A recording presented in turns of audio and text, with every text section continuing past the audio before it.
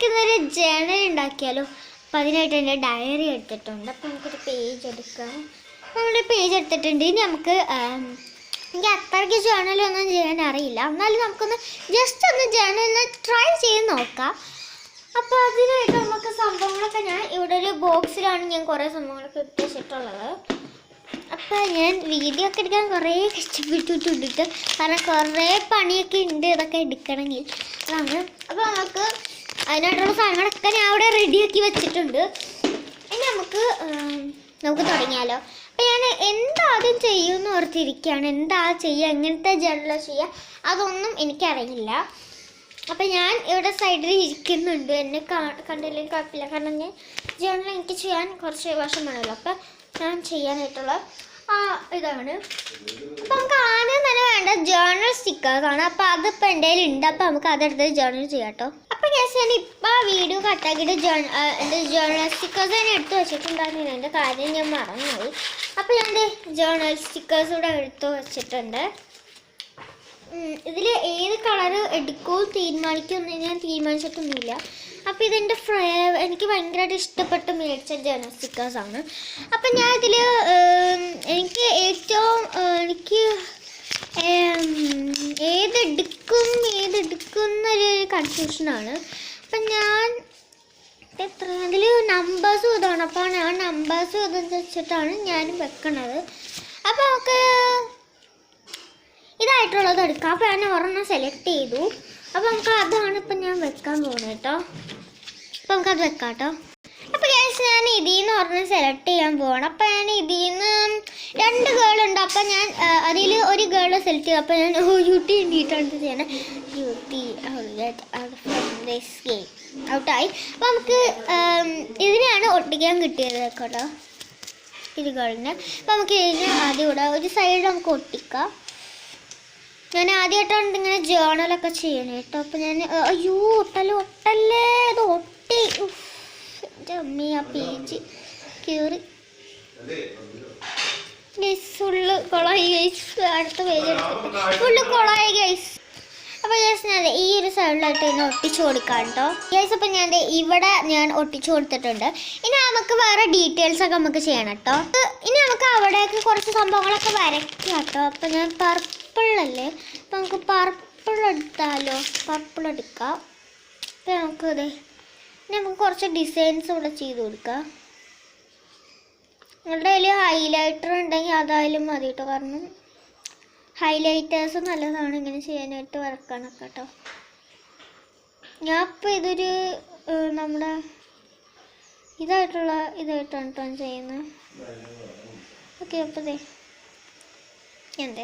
ഇവിടെ ഇങ്ങനെ ഒന്ന് വരച്ചു കൊടുത്തിട്ടുണ്ട്. അപ്പം ഇനി നമുക്ക് ഇതായിട്ട് നമുക്ക് ഇങ്ങനെ വരച്ചു കൊടുക്കാം. കുറച്ച് ലൈൻസ് നമുക്ക് ഇനി വരച്ചു കൊടുക്കാം. അതേ ലൈൻ ഇതായിട്ടാണ് കേട്ടോ വരച്ചു കൊടുക്കുന്നത്. അപ്പം ഞാൻ ഓരോന്നോരോന്നായിട്ട് വരച്ചു കൊടുക്കാം കേട്ടോ.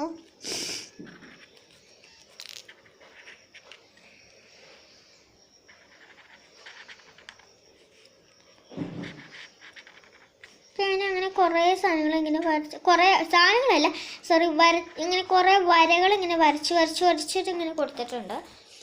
ഓക്കെ. ഇനി നമുക്ക് ഇതിൻ്റെ വേറെ സ്ഥലത്തൊക്കെ നമുക്ക് ഇനി ഈ സ്റ്റിക്കേഴ്സ് വെച്ചിട്ട് ഒട്ടിക്കാം.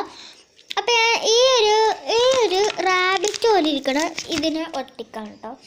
പിന്നെ നമുക്ക് ഈ ഒരു സൈഡിൽ ഒട്ടിക്കാം. ഇതിന് നമുക്ക് ഈ സൈഡിൽ ഞാൻ ഒട്ടിച്ചു കൊടുത്തിട്ടുണ്ട്. അപ്പം നിലയ്ക്കുണ്ടായിട്ടില്ല. ഓക്കെ. ഇനി നമുക്ക് ഞാൻ ജേണൽ എന്നൊക്കെ പറയുമ്പോൾ ഞാൻ ഇങ്ങനെയാണ് ചെയ്യാറുള്ളത്. കാരണം എനിക്ക് ഇങ്ങനെ അറിയുള്ളൂ. കാരണം ഞാൻ ജേണൽ എന്നൊക്കെ പറയാനൊക്കെ ഞാൻ ഇങ്ങനെ ചെയ്യാറുള്ളൂ കേട്ടോ. ഓക്കെ. സ്റ്റിക്കറിൻ്റെ അത് കഴിഞ്ഞിട്ടുണ്ടോയെന്ന് വെച്ചാൽ കഴിഞ്ഞിട്ടൊന്നുമില്ല.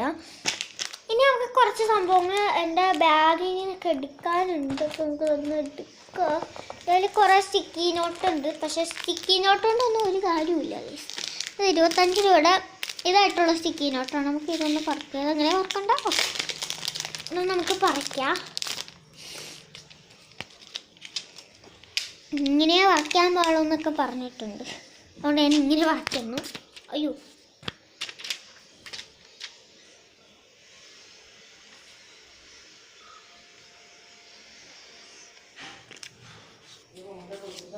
അയ്യോ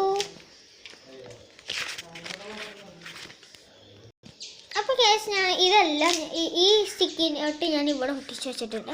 ഇതെന്തിനാണ് നിങ്ങൾക്ക് ലാസ്റ്റേ മനസ്സിലാവുള്ളൂ കേട്ടോ. ഇതിലങ്ങനെ കുറേ കളക്ഷൻസ് ഒക്കെ ഉണ്ട് കേട്ടോ.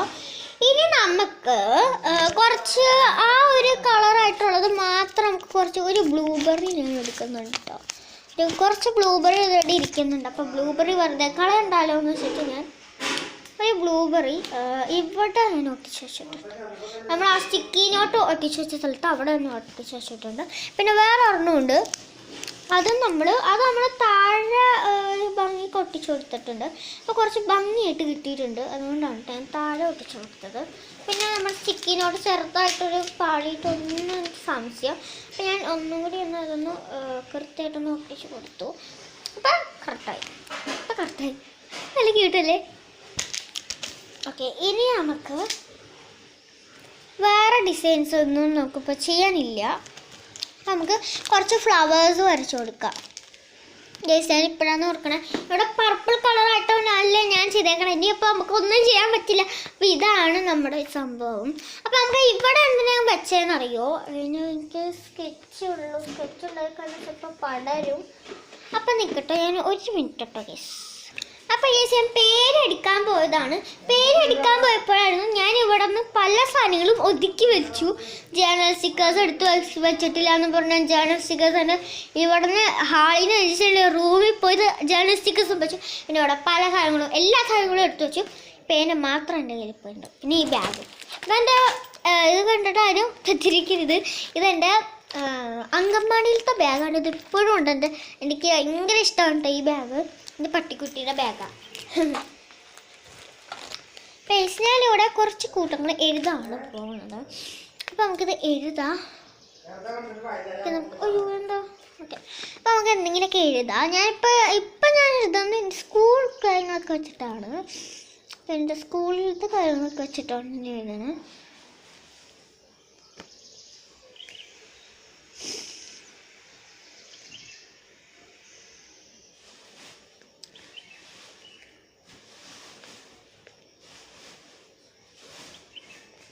ഞാൻ കുറച്ച് കാര്യങ്ങൾ എഴുതിയിട്ട് കാണിച്ചു തരാം. അപ്പോൾ ഞാൻ ഫുള്ള് എഴുതി കഴിഞ്ഞു. അപ്പോൾ ഞാൻ അവിടെ വായിക്കാൻ പോകും കേട്ടോ. I like my school. I am 9 years old. 19-ാം തീയതി എനിക്ക് 9 years old ആയിരുന്നു ഗൈസ്. പിന്നെ കുറച്ച് കൂട്ടുകൾ എഴുതിയിട്ടുള്ളൂ. അപ്പോൾ നമുക്കിനി